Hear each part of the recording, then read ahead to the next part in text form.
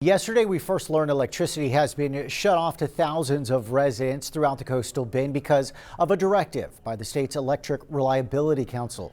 Nueces County alone has 50,000 customers without power, and it's happening at the worst time possible as we battle some of our coldest temperatures of the year. Now, joining us on the phone to tell us a little more about how long these outages will last is AEP Communication Director Omar Lopez. Mr. Lopez, thank you for joining us this afternoon. Hi, Paulo. Thanks for having me.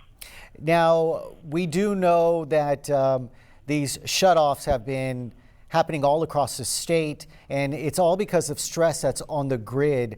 When do we, or who decides who gets shut off and who doesn't?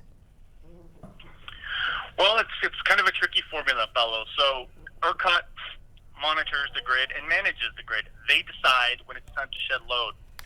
So what they will do is direct all the utility companies, we're one of them here in Texas, to immediately drop a certain amount of load off the grid.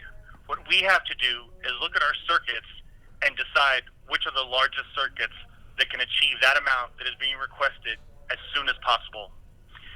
We do have priority circuits that include things like shelters in case of a disaster, hospitals, nursing homes like you were talking about earlier. But all of those priority sort of circuits are required most times by state agencies to have backup generators because there is life-saving equipment in those facilities.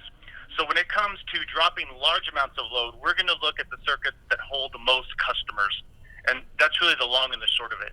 Now, for those that do have power, Omar, what do they need to do to help the situation? If you have power, we're asking you to conserve it. Please conserve it.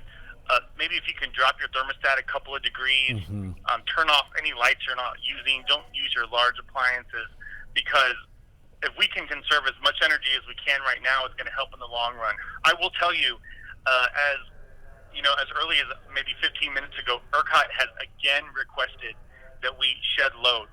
It's not getting any warmer, or at least it's not getting warmer fast enough in Texas. And so we're still dealing with these power outages.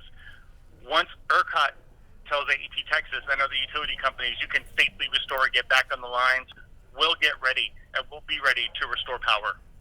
All right, Omar, thank you so much for your time, sir, and we'll check back in with you and get the very latest as it comes. Thank you, sir.